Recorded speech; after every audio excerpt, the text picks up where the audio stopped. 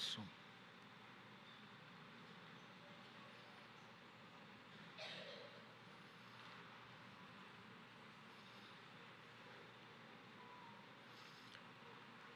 Sem o ar-condicionado, alguns quase morrem.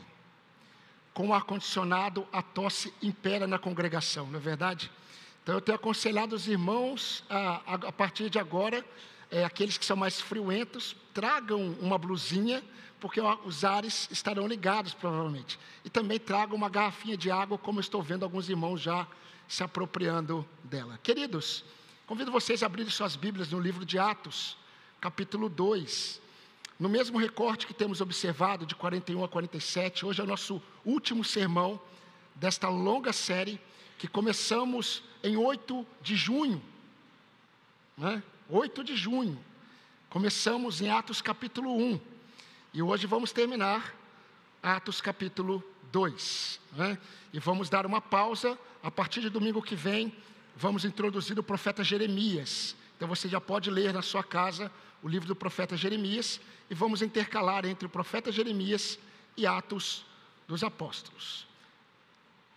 Atos capítulo 2, versículo 41, diz assim: Então os que aceitaram a palavra de Pedro foram batizados, havendo um acréscimo naquele dia de quase 3.000 pessoas, e perseveravam na doutrina dos apóstolos e na comunhão, no partir do pão e nas orações. Em cada alma havia temor, e muitos prodígios e sinais eram feitos por meio dos apóstolos. Todos os que criam estavam juntos e tinham tudo em comum. Vendiam as suas propriedades e bens, distribuindo o produto entre todos, à medida que alguém tinha necessidade.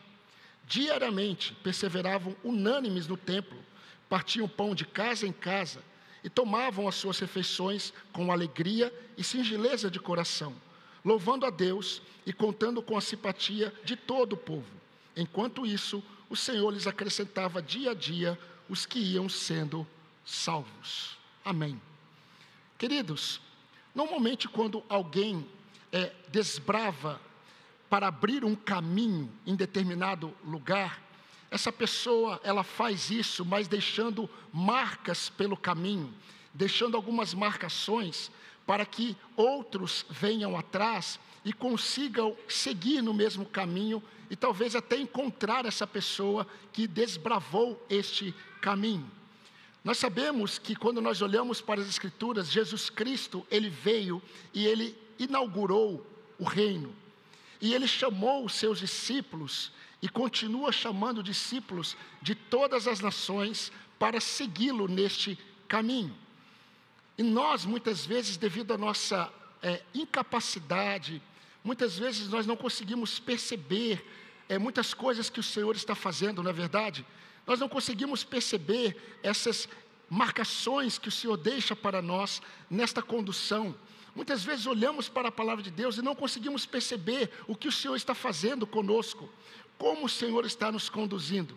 Mas nós podemos ter a certeza que aquele que começou uma boa obra em nós, Ele há de completar até o dia de Cristo Jesus. Filipenses 1, 6. Então o Senhor sempre nos conduzirá. E eu creio que como igreja, o Senhor tem deixado marcações, mostrando aquilo que Ele está fazendo e o caminho que o Senhor está nos conduzindo como igreja.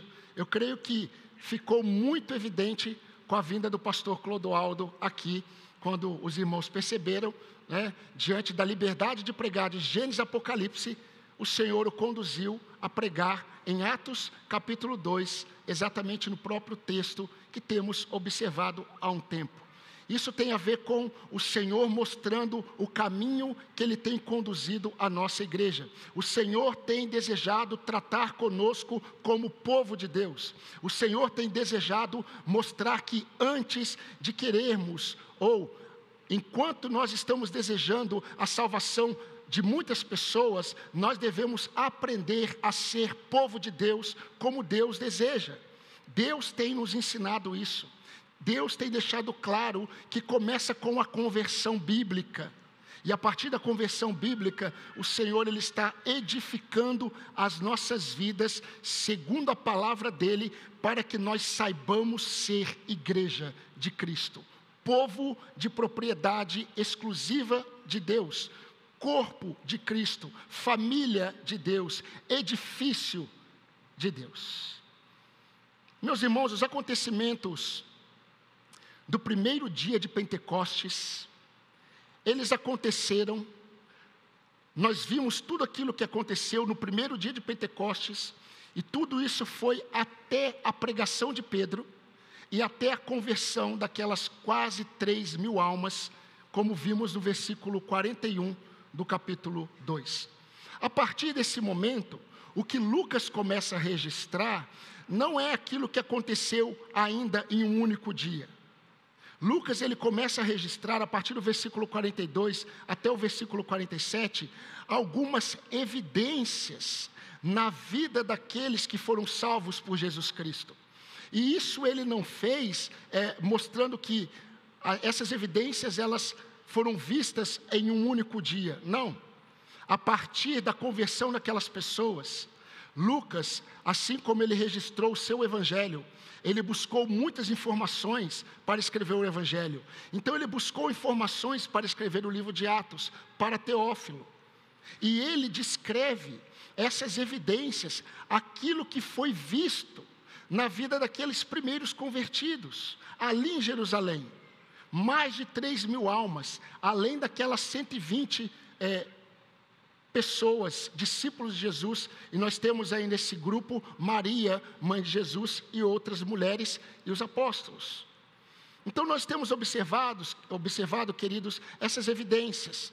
Nós já vimos até agora 2 evidências, e eu quero trazer à sua memória essas 2 evidências. Lucas, ele registra 2 evidências principais na vida daqueles que creram. Primeira evidência, a perseverança. Eles perseveravam. Perseverança é marca daquele que é encontrado por Cristo. E eles perseveravam em 4 aspectos. Eles perseveravam na doutrina dos apóstolos, futuramente conhecido como sã doutrina. Eles perseveravam na sã doutrina. Eles perseveravam na comunhão. Eles perseveravam no partir do pão, fazendo alusão àquela festa do amor, não é? Um momento em que eles comiam juntos e depois eles paravam e ali eles partiam o pão e celebravam a ceia do Senhor. E eles perseveravam na oração. 4 aspectos de perseverança. Domingo passado nós vimos no versículo 43 uma outra evidência. E a outra evidência era o temor a Deus. Em cada alma havia temor, como está no versículo 43, na parte A. O temor a Deus, vimos domingo passado, de uma forma até um pouco sistemática, nós vimos que o temor a Deus é consequência de um senso da presença de Deus conosco. Se eu não tenho um senso da presença de Deus, eu não terei temor a Deus. É o senso da presença de Deus que produz nos salvos o temor ao Senhor. E queridos, hoje nós vamos, em nossa última observação, nessa longa série de mensagens, né, sobre a visitação do Senhor, nós vamos perceber mais algumas evidências na vida desses irmãos, que deixou claro que Deus havia visitado aquelas pessoas, que o Espírito de Deus havia visitado aquelas pessoas. E a lição que eu quero destacar hoje, que Lucas registrou e Deus preservou para nós, é que a visitação do Senhor fica em evidência na generosidade fraternal. Isso é interessante demais. É visível que Deus visitou alguém quando há na vida dessa pessoa, quando há na vida desse povo perseverança. Perseverança na doutrina, perseverança na comunhão uns com os outros, perseverança na celebração e preservação da ceia do Senhor, perseverança na oração, são evidências. A perseverança é uma evidência. Uma outra evidência é temor a Deus. Onde não há temor ao Senhor, não há senso da presença de Deus. Mas há uma outra evidência de que Deus visitou o seu povo. É a generosidade fraternal. No versículo 45, Lucas registrou: vendiam as suas propriedades e bens, distribuindo o produto entre todos, à medida que alguém tinha necessidade. esse é um daqueles textos muito utilizados para defender linhas, filosofias políticas. Mas Deus nunca pensou nessas coisas. É interessante, queridos, porque nós precisamos entender o que está acontecendo.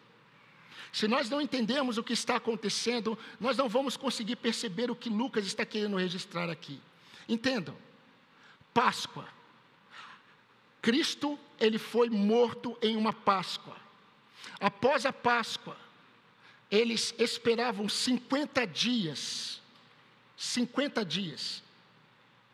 E esses 50 dias era considerado a festa das semanas, ou a festa das colheitas, ou a festa chamada de Pentecostes. Então, a partir da Páscoa, começava-se a contar um período para a celebração do Pentecostes. E muitos iam para Jerusalém, e quando nós observamos o texto, e nós já vimos desde o início, que ali em Jerusalém estavam habitando muitos judeus piedosos de muitas nações. E eles foram para Jerusalém com um propósito. Eles foram para Jerusalém para celebrar a Páscoa e depois permanecer para a festa do Pentecostes, que duraria 7 semanas, e depois já emendaria para uma outra festa. Então eles iam, esses judeus de muitas nações, eles iam para Jerusalém e muitos ficavam morando ali. Mas o que acontece? No primeiro dia de Pentecostes, Deus envia o Espírito Santo sobre aqueles 120 irmãos, quase 3.000 almas são convertidas ao Senhor, e essas pessoas começam a desfrutar algo na vida delas, algo maravilhoso, espetacular, sobrenatural, e muitos não voltaram. Eles não voltaram para suas casas, eles não voltaram para suas nações. O suprimento começou a acabar. E quando o suprimento começou a acabar, alguns irmãos mais abastados perceberam as necessidades surgindo, ficando em evidência. E aí eles começaram a vender os seus bens, as suas propriedades, à medida que eles percebiam as necessidades. E isso é muito interessante, porque desde a época da igreja primitiva, até hoje, sempre houve na igreja os pobres, os menos abastados e também os ricos. Jesus, ele disse, se eu não me engano, naquele momento em que Judas se levanta e questiona aquela postura de Maria, de ter derramado sobre a cabeça de Jesus um unguento muito caro. E Judas, ele questiona, poderia ter usado esse unguento, ter vendido e dar aos pobres. Jesus disse assim, os pobres vocês sempre terão com vocês. Sempre.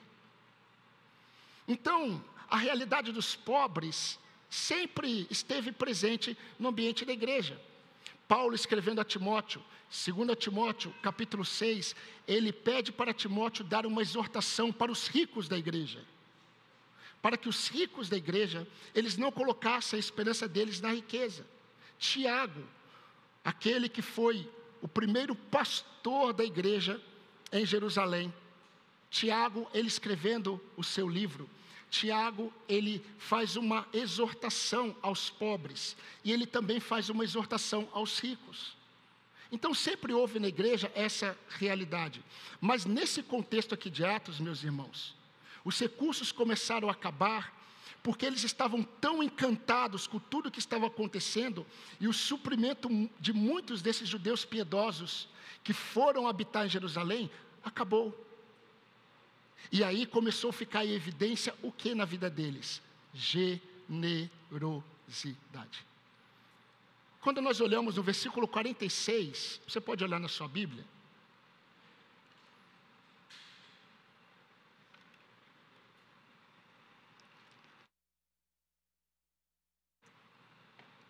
eu não sei como está a sua versão, mas quando diz assim, tomavam as suas refeições com alegria e singeleza de coração, essas palavras, essa expressão, singeleza de coração, poderia ser tranquilamente traduzido por generosidade.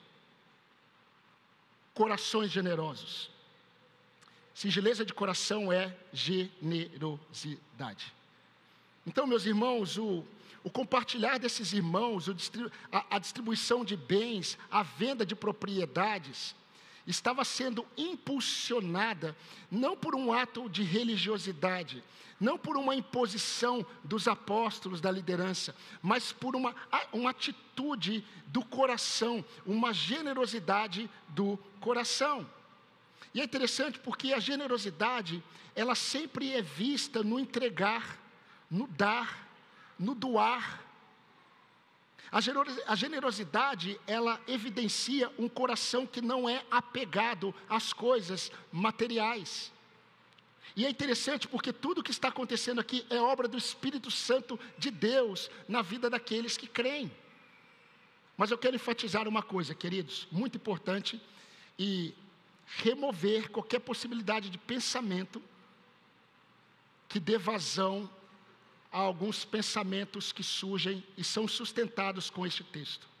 Não há base nas epístolas dos apóstolos para aquele pensamento ou uma ordem dada por Deus para que os crentes vendam as suas propriedades e distribuam entre aqueles que têm menos recursos. Não há nenhum fundamento nas Escrituras mandando os crentes venderem as propriedades e distribuírem com aqueles que têm menor recurso. Não existe na Bíblia base para um socialismo cristão ou comunismo cristão, até porque esses dois pensamentos não coexistem. Não coexistem. Sempre a motivação de um está relacionado ao homem e para o homem. A generosidade está relacionado ao doar-se pensando em uma resposta àquilo que Deus fez por mim. É sempre uma postura de gratidão, é sempre uma postura de reconhecimento à bondade de Deus que me leva a abençoar aqueles que não têm. E é isso que está acontecendo aqui. Eu quero enfatizar isso, meus irmãos, porque Paulo, ele escreveu a uma igreja, e eu creio, alguns acreditam que foi um dos primeiros textos que Paulo escreveu à igreja de Tessalônica. Quando Paulo escreve à igreja de Tessalônica, alguns crentes ali, eles não queriam trabalhar. Sabe por que eles não queriam trabalhar? Eles não queriam trabalhar porque eles estavam dizendo assim: Jesus vai voltar a qualquer momento. E se Jesus vai voltar a qualquer momento, eu quero viver totalmente para Ele. Não um pensamento piedoso. Paulo escreve e diz assim: quem não trabalhar não vai comer. Aquele que não trabalha não coma. Então Paulo não está defendendo, vamos distribuir os bens, aqueles que têm mais, distribuam para aqueles que têm menos. Não é esse o pensamento do apóstolo Paulo. Porque ele conhece o coração do homem. Ele conhece o coração humano. Ele sabe como nós deturpamos muitas vezes e nos aproveitamos da bondade do outro. Não é isso que está acontecendo. Mas por outro lado,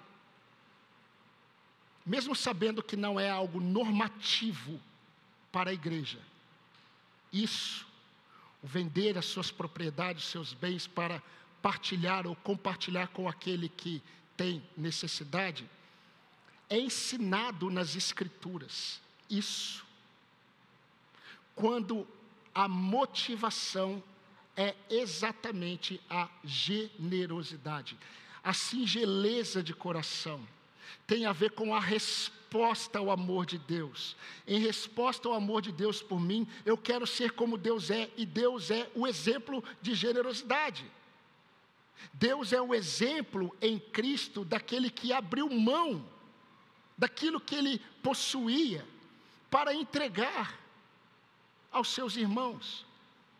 Então isso é sustentado nas Escrituras. E eu quero dizer para os irmãos um texto muito claro sobre isso. João escreveu aproximadamente 90 depois de Cristo. Todos os apóstolos estavam mortos. A igreja já estava repleta de falsos ensinos. João, ele escreve assim: ora, preste atenção, aquele que possui recursos neste mundo e vir a seu irmão padecer necessidade, e fechar-lhe o seu coração, como pode permanecer nele o amor de Deus? Filhinhos, não amemos de palavra, nem de língua, mas de fato e em verdade. Então há uma exortação apostólica para a prática da generosidade a partir daquilo que eu me deparo, a realidade que eu me deparo na vida do meu irmão em relação a necessidades. Aos Gálatas, Paulo escreveu: enquanto tivermos oportunidade, façamos o bem a todos, primeiramente aos irmãos da fé. Os irmãos sabem que faz parte da história da nossa igreja isso, e eu constantemente trago à memória a lembrança do que Deus fez conosco no período da pandemia. No período da pandemia, o Senhor nos deu a alegria de colocarmos em prática essa realidade. Nós sabíamos como liderança que algumas famílias ficariam desempregadas. E nós entendemos que mesmo que os irmãos não pedissem, nós entendemos que nós deveríamos olhar para os nossos recursos como igreja, e nós deveríamos auxiliar esses irmãos por um período no sustento deles. E pela bondade de Deus, eles depois tiveram os seus empregos de volta. E nós tivemos a experiência de poder cuidar dos de dentro. Porque nós queremos muitas vezes cuidar dos de fora. Queremos receber bem os de fora. Nós queremos cuidar bem dos de fora. Queremos dar toda aquela recepção para os de fora. Mas a palavra de Deus, a começar por Cristo, em sua oração sacerdotal, ele disse: Pai, que o mundo saiba que o Senhor me enviou pela forma como eles amam uns aos outros. Quando nós os amamos uns aos outros, quando nós amamos uns aos outros, nós testificamos que Cristo está entre nós. Então, meus irmãos, era visível essa prática generosa nesses primeiros convertidos a Jesus. É aquela generosidade que manifesta um desapego às coisas terrenas, em prol da necessidade de um irmão. A generosidade que cumpre e supre as necessidades pontuais. Isso é importante reforçar. O texto diz: faziam isso à medida que tinha necessidade. Não era uma filosofia de vida. Eles não vendiam o tempo todo as coisas para que todos tivessem uma distribuição igualitária. Não, isso nunca esteve na mente do Senhor. Eles faziam isso à medida que havia necessidade. E eu acho muito interessante isso, porque as necessidades eram conhecidas. As necessidades eram conhecidas. As necessidades eram conhecidas e supridas, sabe por quê? Por um único motivo: todos os que criam estavam juntos. Quando eu estou junto, o irmão conhece as minhas necessidades, e eu conheço as necessidades dos irmãos. Agora, se não há o estar junto, não há como auxiliar e suprir as necessidades uns dos outros. Por isso que nós voltamos no versículo 44. Eu comecei no 45 propositalmente, e nós voltamos ao 44. Todos os que criam estavam juntos e tinham tudo em comum. O que é tudo em comum? Eles tinham a mesma disposição mental. Eles tinham a mesma disposição mental. Meus irmãos, se nós vivemos debaixo da mão de um Deus muito generoso, nós devemos ser como Ele é. Quando nós nos depararmos com as necessidades dos irmãos, o que deve ficar em evidência naqueles que são guiados pelo Espírito Santo é singeleza de coração. São corações generosos. Homens e mulheres que não estão apegados às coisas desta vida. Mas o objetivo é auxiliar os seus irmãos como uma manifestação de amor. Lembre-se, Jesus, ele é o maior exemplo e mais excelente exemplo de entrega voluntária e amor incondicional. Qualquer um pode ser doador, mas Deus ama quem doa com alegria. Deus não ama aquele que vai doar sangue porque vai ganhar uma dispensa. Lembra, soldados? Certa vez eu fui nessa, de ser exemplo para os meus subalternos. E falaram para mim assim, olha, estão precisando de doador lá. Eu falei, não pode deixar que eu vou levar alguns comigo. Só eu falando para eles, olha, eu vou doar sangue, quem vem comigo? Foram 5. E eu encorajando todos eles, né? E eu fui em jejum. E eu fui o primeiro. Dá para saber o que aconteceu, né? Desmaiei. Os outros ficaram com medo. Mas a minha motivação ao ter ido doar sangue era para suprir uma necessidade, mas não era por generosidade. Era por recompensa. Eu ganharia uma dispensa. Aqui não. A generosidade não tem a ver com aquilo que eu vou receber de volta. A generosidade só tem a ver com aquilo que eu vou dar. Aos presbíteros de Éfeso, e nós vamos para uma outra evidência, Paulo disse aos pastores daquela igreja: tenho-vos mostrado em tudo que, trabalhando assim, é necessário socorrer os necessitados e recordar as palavras do nosso Senhor Jesus Cristo. Mas mais bem-aventurado é dar do que receber. Atos capítulo 20, 35. Quero lembrar vocês, pastores, é necessário socorrer os necessitados, recordar as palavras de Jesus. Bem-aventurado, mais bem-aventurado é dar do que receber. Mas há uma outra evidência que eu gostaria de destacar, porque eu pretendo terminar essa série hoje. A visitação do Senhor, meus irmãos, não fica em evidência apenas na perseverança dos santos, na doutrina dos apóstolos, na comunhão, no partir do pão, nas orações, no temor a Deus, na generosidade fraternal. Não apenas isso. A visitação do Senhor fica em evidência na manifestação da alegria fraternal. Alegria fraternal. Quando nós começamos a nossa igreja, um irmão perguntou para mim, depois de um tempo, falou assim: o que você percebeu na vida das pessoas que chegam lá na igreja? E eu disse o seguinte: olha, o testemunho que eu tenho ouvido é que muitos voltaram a ter alegria pelo dia do Senhor. Muitos voltaram a ter alegria pelo ajuntamento, porque haviam perdido essa alegria no dia do Senhor. E essa alegria, ela é fruto do Espírito Santo de Deus. No versículo 46 diz: diariamente perseveravam unânimes no templo, partiam pão de casa em casa e tomavam as suas refeições com alegria. Com alegria. Meus irmãos, apenas reforçando, Lucas ele reforça a questão da perseverança, quando ele diz que diariamente eles perseveravam unânimes no templo. E eu quero explicar isso para os irmãos rapidamente. Por que eles perseveravam unânimes no templo? Queridos, nesse grupo de quase 3.000 almas não há nenhum gentil, como eu disse, são só judeus. Judeus piedosos.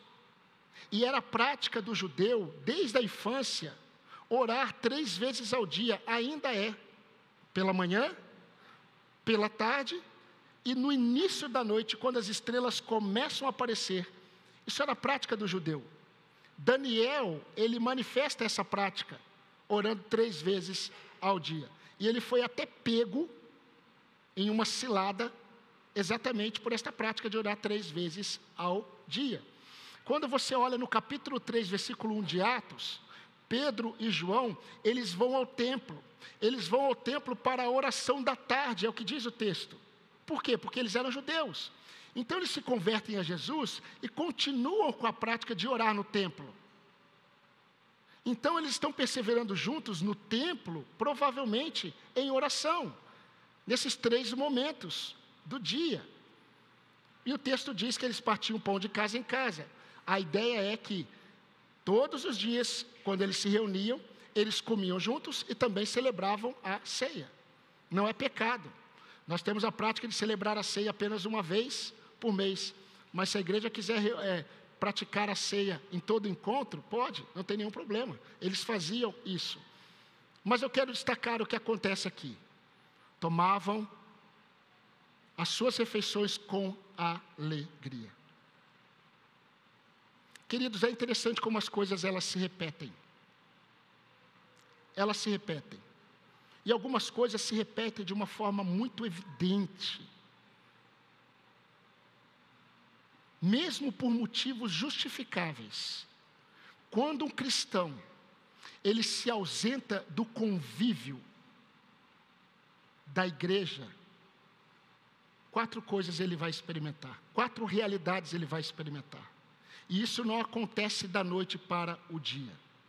Quando um cristão, um convertido, mesmo com motivos, mesmo com desculpas justificáveis, quando ele deixa de congregar, ele vai experimentar 4 realidades. A primeira realidade, no início ele ficará incomodado. No início ele ficará incomodado por não estar presente. Depois ele vai se acostumar com outras atividades. Ele vai se acostumar com outras atividades que ele vai acrescentar. E às vezes atividades aparentemente piedosas, como ler a Bíblia em casa, como ouvir um sermão, uma pregação de um pastor, ou participar de um culto online. Ele vai se acostumar com isso. Depois, ele vai começar a justificar as ausências, que não tem justificativa. E por fim, ele perderá a alegria do ajuntamento. Ele perderá a alegria do ajuntamento. A alegria de estar entre os irmãos. É um processo natural da ausência do ajuntamento. Isso acontece na vida do crente. Mas há uma outra realidade.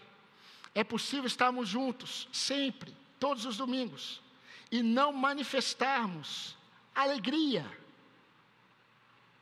Alegria. A alegria é fruto do Espírito. O cristão, ele manifesta alegria como fruto do Espírito. Mas o que está acontecendo aqui não era apenas fruto do Espírito. Era uma alegria pelo ajuntamento. Eles estavam todos juntos. E isso produzia neles alegria. Alegria de estarem juntos. Meus irmãos, nós não somos como aqueles religiosos hindus que ficam sentados embaixo de uma árvore e as pessoas passam e contemplam a nossa espiritualidade. Do tipo, o que importa é a minha espiritualidade e os outros apenas observam e louvam a minha espiritualidade. Não, 1000 vezes não. A santidade do crente não é santidade de monastério. Não é aquela santidade que me isola das pessoas. É aquela santidade que me aproxima das pessoas e revela Cristo nos relacionamentos. É aquela espiritualidade que manifesta alegria em estar com os irmãos. É uma alegria visível. Uma alegria visível. É obra do Espírito Santo nos comprometermos uns com os outros. Sabe por quê? Porque membros do corpo são interdependentes. E Jesus diz que a igreja é o seu corpo, que possui muitos membros, 1 Coríntios capítulo 12. E esses membros são codependentes e interdependentes. Eles dependem uns dos outros. E eles devem honrar uns aos outros. Isso é a igreja. Eu já disse para os irmãos que eu creio que a pandemia foi um chacoalhar do Senhor na sua igreja. Foi um chacoalhar. Porque aí revelou a maturidade espiritual de muitos daqueles que estão arrolados ou estavam arrolados no hall de membros das igrejas. Muitos não voltaram. Muitos hoje defendem que não precisam voltar. Queridos, olha que interessante. Vocês acham mesmo que eu, como pastor, olha que interessante. Isso é uma luta interna. Orem por mim. O pastor às vezes fica em crise. Se eu estou pregando que era obra do Espírito Santo produzir neles o desejo de estar juntos, como pastor eu estou dizendo, você precisa estar junto?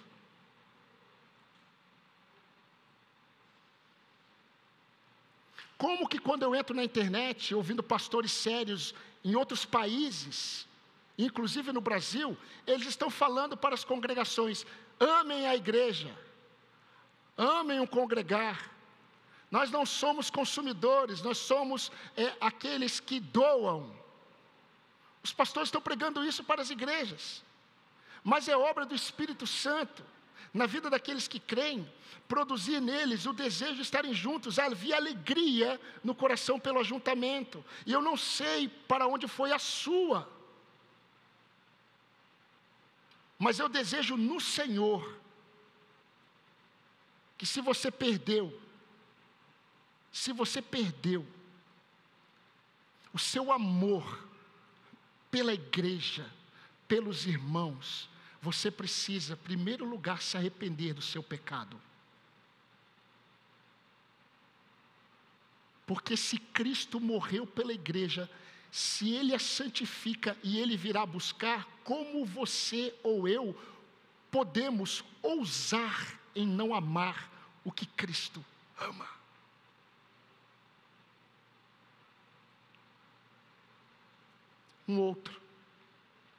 Uma outra evidência. A visitação do Senhor fica em evidência no louvor fraternal a Deus, versículo 47. Diz assim, louvando a Deus e contando com a simpatia de todo o povo.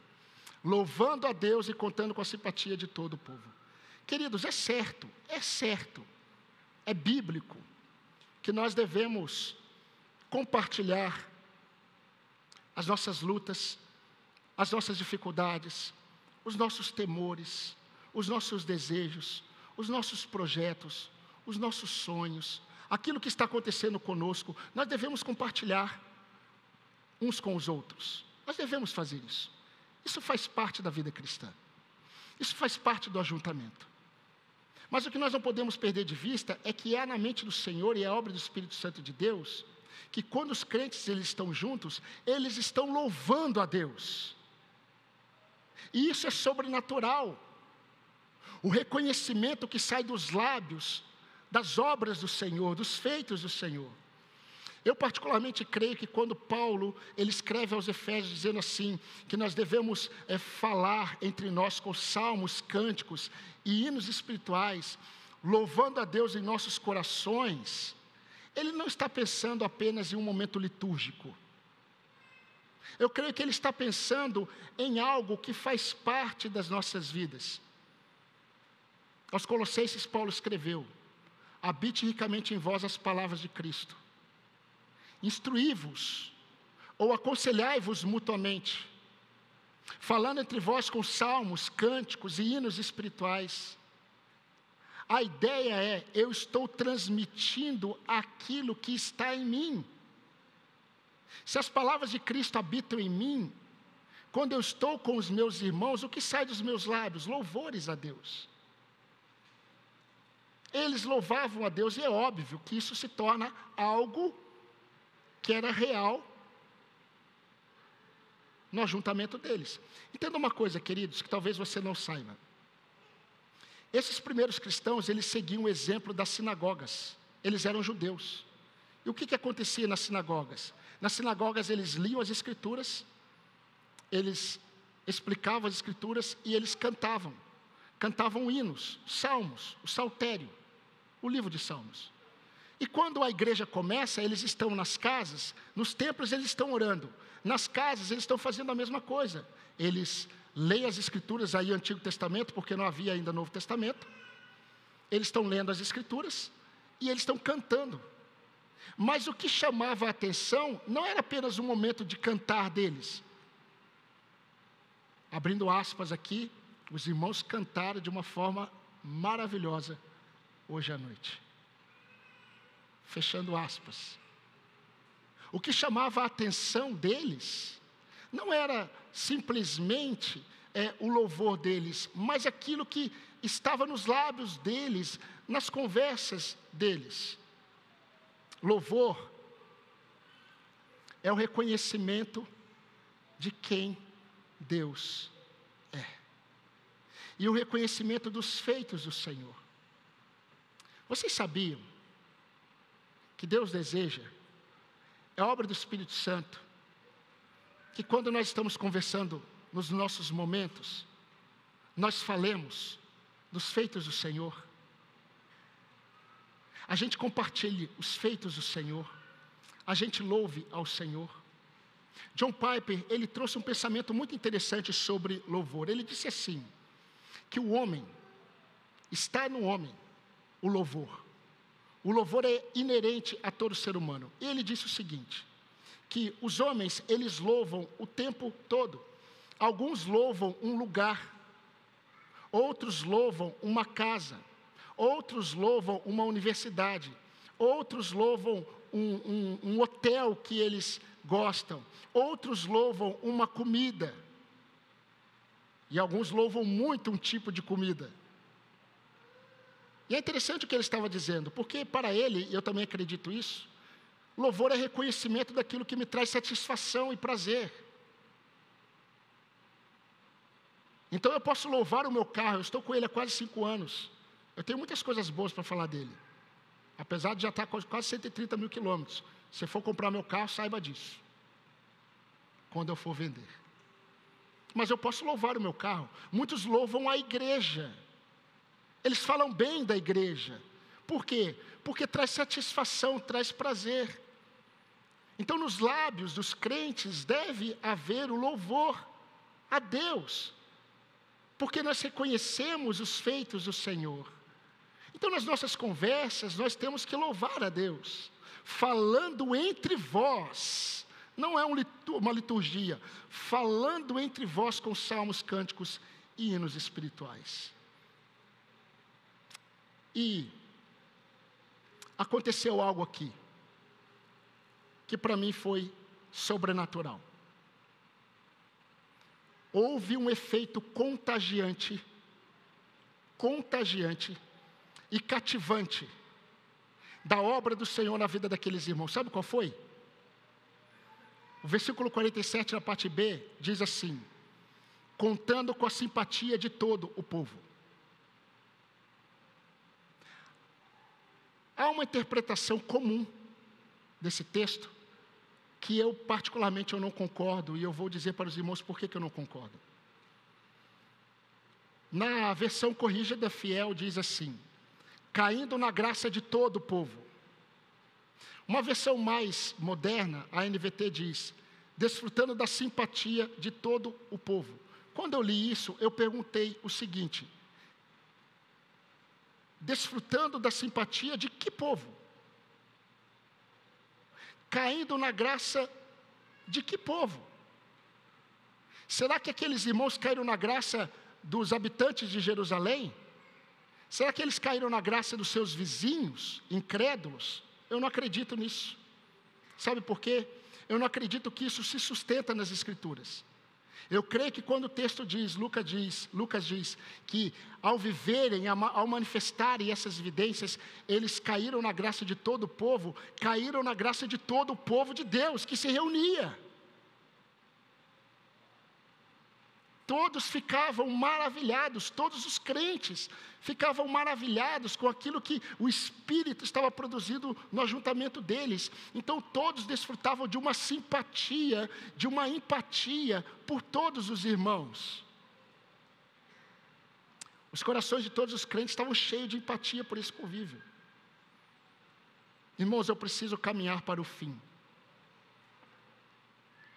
Como igreja de Jesus, como igreja do Senhor, como igreja local, nós não podemos assimilar como natural aquilo que Deus criou no sobrenatural. E eu já disse para os irmãos o que eu estou pensando quando eu falo de natural e sobrenatural. Natural é aquilo que naturalmente acontece. Sobrenatural é aquilo que é contrário à nossa natureza. A igreja, ela é um povo sobrenatural. Tudo que a igreja manifesta é sobrenatural. Por isso que o ajuntamento de um ajuntamento de crentes para comer no churrasco, não é igual ao ajuntamento de um grupo de pessoas da fábrica. Porque o que acontece entre eles não pode ser natural. Acontece naturalmente, porque temos a nossa natureza. Se nós não nos atentarmos, os nossos encontros serão nada mais, nada menos do que o mesmo encontro que acontece em qualquer outro lugar, só não tem algumas coisas, tipo bebida, funk e outras coisas assim. Mas as conversas são as mesmas. A igreja não. Então nós não podemos tratar e aceitar como natural aquilo que foi criado para ser sobrenatural. Então, eu vou mostrar algumas coisas para os irmãos muito práticas. O envolvimento com o corpo, isso não é natural. Isso é sobrenatural. Ah, pastor, mas eu tenho uma dificuldade muito grande. É o meu jeito. Isso é natural. Se você se apegar ao natural, você nunca vai experimentar a igreja. Se apegue ao sobrenatural. Renuncie. E vá em direção. E você vai experimentar o mover do Senhor. Um envolvimento com o corpo é sobrenatural. Então, quem está seguindo outro caminho, diferente do envolvimento, ele está seguindo o seu próprio coração, e não a obra do Espírito Santo na igreja. Um outro exemplo, o compromisso com a igreja e com os irmãos é sobrenatural. Não é natural. O natural é desejar não ter compromisso. Compromisso com a igreja é sobrenatural. Então, quem não tem e se diz convertido a Jesus, ele não está submisso ao que o Espírito Santo está fazendo na igreja. Um outro exemplo, o doar-se à obra e aos irmãos não é natural, é sobrenatural. Naturalmente nós não queremos doar, nós queremos doações. Naturalmente nós não queremos alimentar, nós queremos ser alimentados. Naturalmente nós não queremos servir, nós queremos ser servidos. Naturalmente nós não queremos fortalecer, nós queremos ser fortalecidos. Então, se o doar-se à obra e aos irmãos é sobrenatural, quem não está nessa direção está na direção oposta do agir do Espírito Santo na igreja de Deus. Um outro exemplo, o evitar contendas, o evitar divisões, dissensões, o evitar ciúmes, o evitar partidarismos na igreja é sobrenatural. O natural é produzir dissensão. O natural é o ter ciúmes. O natural é ter partidarismos. Eu sou de Paulo, eu sou de Apolo, eu sou de Cefas, eu sou daquele líder, eu sou daquele pastor, eu sou daquele lá. Isso é natural. Sobrenatural é evitar contendas. Sobrenatural é evitar dissensões. Sobrenatural é o evitar partidarismos. E quem não está evitando é carnal. Não está submisso ao Espírito Santo de Deus. Por fim, a alegria de estar e de se envolver com os irmãos de fé não é natural. Não é natural. Ah, pastor, é natural, quando a igreja faz aqueles momentos, aqueles eventos, que tem o salgadinho no final, né? Eu venho com alegria. Irmãos, não é natural. a alegria simplesmente por estar juntos com os irmãos não é natural. É sobrenatural. E quando eu começo a renunciar em direção ao sobrenatural de Deus, eu experimento a alegria pelo convívio dos irmãos. Eu já falei para os irmãos, eu posso contar nos dedos desses 20, mais de quase 30 anos de vida cristã, as vezes que eu faltei a um culto. Mas Deus sabe que a minha alegria e da minha esposa sempre foi pelo simples fato de estar com os irmãos. Você vai faltar ao culto de forma alguma. Por quê? Porque vamos adorar a Deus? Sim. Mas eu quero estar com os irmãos. É o desejo de estar com os irmãos. Isso é obra do Espírito Santo. Por fim, hoje nós tomamos um pouco mais de tempo e eu peço a paciência dos irmãos para terminarmos o livro de Atos, capítulo 2. A visitação do Senhor também fica em evidência quando o Senhor acrescenta a alma à sua igreja. Está no final do versículo 47. E o Senhor acrescentava os que iam sendo salvos. Queridos, igreja é um lugar em que o Senhor cria novos crentes. Estamos tendo, os irmãos sabem, diante desse episódio, desse assassinato, deste líder lá nos Estados Unidos, um êxodo, muitas pessoas buscando a fé, indo para o catolicismo, também indo para igrejas evangélicas. Eu tenho muito temor com essas coisas, sabe por quê? Muito temor. Porque quando eu chego ao entendimento de que eu vou buscar porque eu quero e eu estou precisando, isso pode ser algo que não está relacionado com o Senhor está trazendo. Não se cria convertidos.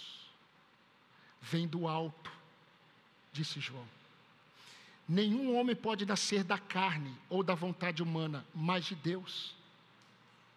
Então, é o Senhor quem acrescenta aqueles que vão sendo salvos à igreja. Agora, não é interessante? Hoje nós nos deparamos com muitas realidades de pessoas dizendo assim: eu sou convertido a Jesus, eu me converti a Jesus, o Senhor se revelou a mim, e a pessoa não vem à igreja.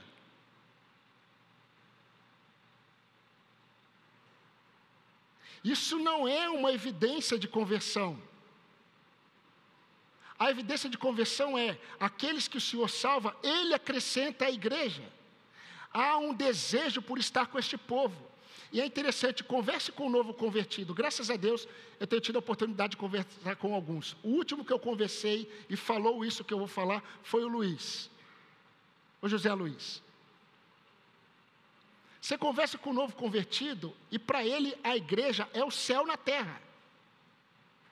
Os irmãos só não são santo, mas são santo. Não há pecado. Que lugar maravilhoso, como é bom estar com os irmãos. Quem dera a gente permanecesse com esse pensamento até a volta de Cristo, não é verdade? Grave uma coisa, primeiro amor não se perde, primeiro amor se amadurece. Mas o amadurecimento no primeiro amor, ele não produz esfriamento, ele aquece. Quanto mais eu conheço Cristo e a sua igreja, mais eu amo Cristo e a sua igreja.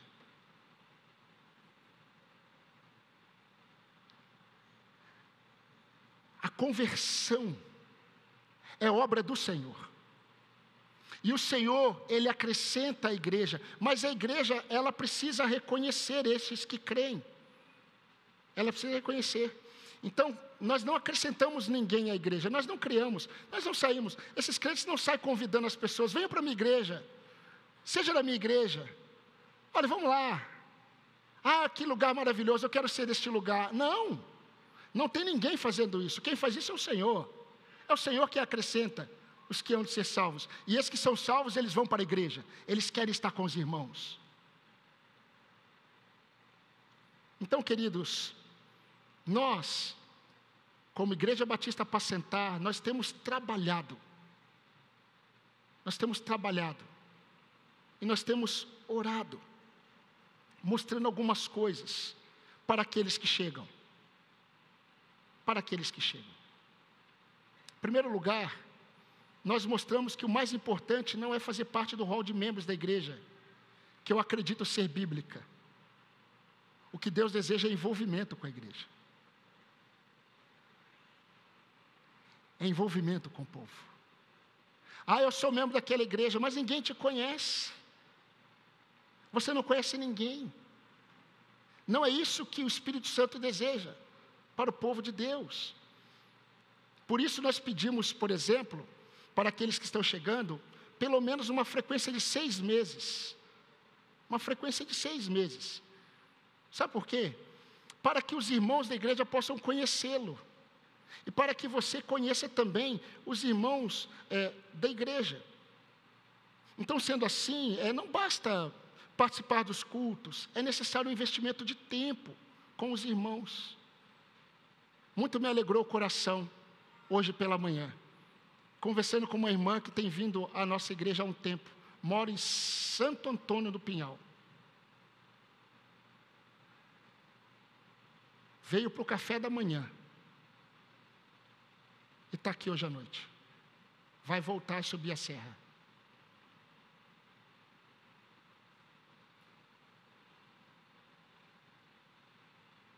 E disse assim para mim: pastor, ore, porque o meu carro não é muito bom, não é muito confiável.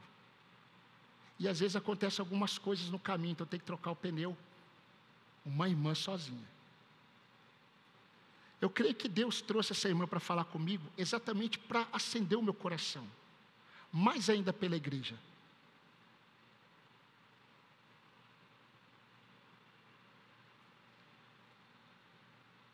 É quase impossível conhecer todos. É quase impossível se familiarizar com todos.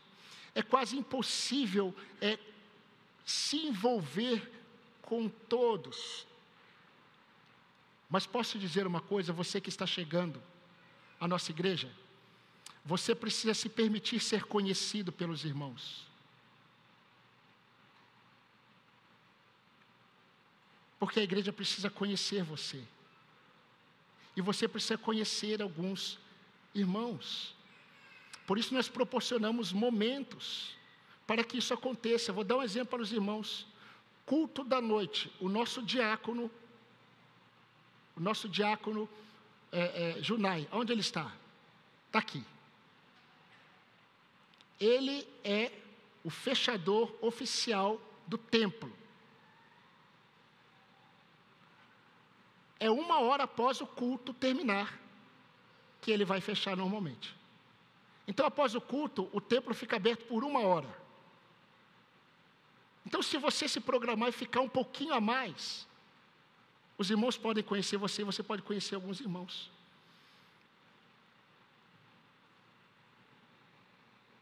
Mais do que isso, não é apenas fazer parte, não é apenas estar por estar, mas é o desejo de glorificar a Deus com isso. Vocês vão se lembrar desse texto: quer comais, quer bebais, quer façais qualquer outra coisa, façam tudo para a glória de Deus. Esse texto está no contexto do relacionamento fraternal. Está lá em 1 Coríntios 10, 31.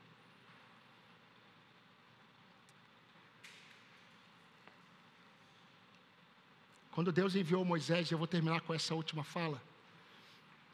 Quando Deus enviou Moisés até Faraó, Deus falou para Moisés: Moisés, você falará para Arão lançar a vara dele no chão. A vara dele vai se transformar numa serpente, esse vai ser um sinal. E depois você vai falar para Arão, ele vai pegar na vara, e a vara vai pegar na cauda da serpente, e a serpente voltará a ser uma vara. E isso aconteceu. Eles diante de Faraó, Arão lançou a sua vara, a vara de Arão se tornou uma serpente, eu creio que foi uma cobra real. Porque só cobra real come outra cobra. Mas os encantadores do Egito, eles também fizeram o mesmo sinal. E tinham 2 encantadores. E eles transformaram também, e ali surgiu 2 serpentes egípcias. E aí a serpente de Arão engoliu as 2 outras serpentes. O que eu quero afirmar com isso? O inimigo de nossas almas, ele sempre lançará os seus encantamentos para sufocar a obra de Deus na vida dos seus servos. E a igreja, tudo aquilo que Deus planejou para o seu crescimento, para a sua edificação, para o seu fortalecimento, para que você experimente de Deus, veja a glória de Deus, desfrute do agir de Deus no meio do povo dele, é na igreja. Mas Satanás, ele tem lançado seus encantamentos para sufocar essa verdade na vida de muitos crentes espalhados pelo mundo. E muitos crentes hoje estão defendendo que não há necessidade de estar com o povo de Deus. Você sabia que algumas de nossas convicções, elas podem estar fundamentadas somente em nós e nunca nas Escrituras? Então, não permita, pelo amor de Deus, não permita que os encantamentos da serpente sufoquem aquilo que Deus está produzindo em nossas vidas, por intermédio da igreja. Termino com o texto de Paulo aos Filipenses. Não façam nada por partidarismo ou vanglória, mas façam tudo por humildade, considerando cada um os outros superiores a si mesmo. Não tenha cada um de vocês em vista o que é propriamente seu, senão também qual é dos outros. Tenham entre vocês o mesmo modo de pensar de Cristo Jesus. Não importa as lutas, não importa os traumas, não importa as decepções que enfrentamos no convívio com a igreja, não importa. Assim como aquele texto diz, onde abundou o pecado, superabundou a graça, aonde abunda muitas vezes os pecados na vida uns dos outros, superabunda a graça de Deus. E nós desfrutamos das bênçãos de Deus na igreja de Cristo. Sejamos essa igreja com todas essas evidências da visitação do Senhor. Não apenas hoje, mas até a volta de Jesus. Amém, irmãos? Vamos exaltar a Jesus orando a Ele. E depois nós vamos cantar o último cântico. Senhor nosso Deus, nosso Pai, nós glorificamos o Teu nome pela obra do Senhor em nossas vidas. Nós glorificamos o Teu nome pela obra do Senhor na igreja do Senhor. Obrigado a Deus, porque de geração em geração nós vamos experimentar a obra do Senhor na vida de pecadores. Ó Deus, que o Senhor tem colocado, não apenas, ó Deus, para andarem com o Senhor como indivíduos, mas o Senhor tem acrescentado e formado e fortalecido um povo exclusivamente seu. Um povo zeloso de boas obras, uma nação santa, um povo de propriedade exclusiva do Senhor, que proclama as virtudes do Senhor, que nos chamou das trevas para a sua maravilhosa luz. Eu quero pedir a Deus que o Senhor preserve esta igreja, preserve esses irmãos, nos preserve, ó Deus, na perseverança, nos preserve, Senhor Deus, no temor ao Senhor, nos preserve, Senhor Deus, na generosidade fraternal, na alegria fraternal. Nos preserve, Senhor Deus, enquanto o Senhor acrescenta aqueles que estão sendo salvos pelo Senhor. Ó Deus, que o Senhor nos ajude a caminharmos com o Senhor até a volta de Cristo. Se há alguém aqui, ó Deus, que precisa voltar ao convívio da igreja, eu te louvo porque a obra do Senhor já foi iniciada.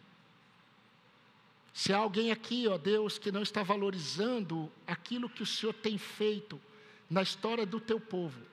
Ó Deus, que haja essa valorização na vida desses irmãos. E aqueles que têm experimentado isso, que o Senhor continue a dar cada vez mais alegria em nossos corações, por servirmos ao Senhor, como povo do Senhor. E como povo nós oramos no nome de Jesus. Amém, Senhor.